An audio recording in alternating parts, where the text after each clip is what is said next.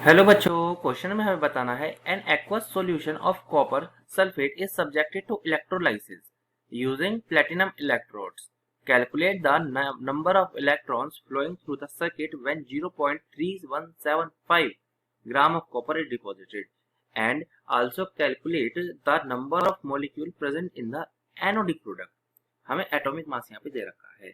देखिए बहुत आसान है। सबसे पहले हम लिखते हैं कि हमें पर्टिकुलरली एक अपने की कंसेप्ट में एक रिएक्शन पता होनी चाहिए, और वो क्या है कि अगर हम क्या किसको लेते हैं, कॉपर सल्फेट को, जिसका पहली बात तो फॉर्मूला हमें पता होना चाहिए और इसकी डिस एसोसिएशन हमें पता होनी चाहिए। देखिए अगर हम इसको डिस एसोसिएट करते हैं ये इलेक्ट्रोलाइसिस के द्वारा, तो हमें पता है जो कॉपर है हमारा उस पर 2 पॉजिटिव चार्ज आता है।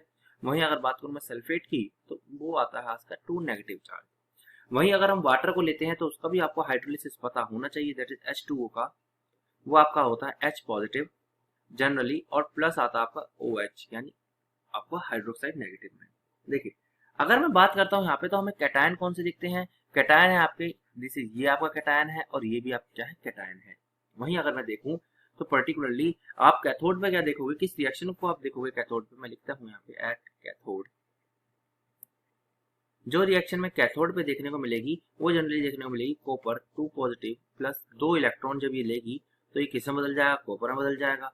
अब अगर कॉपर की बात करी जा रही है, डिपोजिशन की बात की जा रही है कि इतना कॉपर डिपॉजिट हुआ है, तो चलिए जरा चीजों को आसान करते हैं। देखिए यहाँ पे 2 इलेक्ट्रॉन गए हैं, हमें पता चला 2 इलेक्ट्रॉन गए हैं, और हमें ये भी पता है कि पर्टिकुलरली एक इलेक्ट्रॉन का जो क्या होता है, एक इलेक्ट्रॉन का जनरली नंबर जो होता है वो होता है 6.023 इंटू 10⁻23।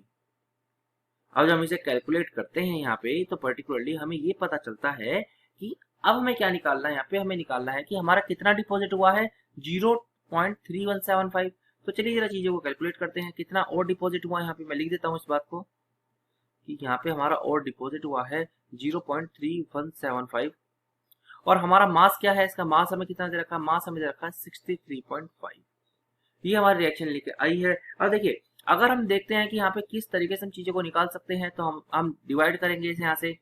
जनरली ये गया आपका 0.5, फिर आपको ये आपका मिल जाएगा 1, 0.036, और जब इसकी मल्टीप्लाई करोगे तो ये आएगा आपका 6.23 इंटू 10⁻21।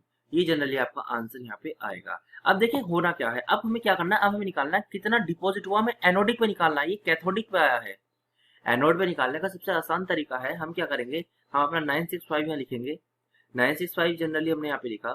965 लिखने के बाद हम यहाँ पे क्या करेंगे, हम उसके बाद पर्टिकुलरली मल्टीप्लाई करेंगे। किससे मल्टीप्लाई करेंगे, हम मल्टीप्लाई करेंगे इलेक्ट्रॉन से, दैट इज 6.023 इंटू 10⁻23।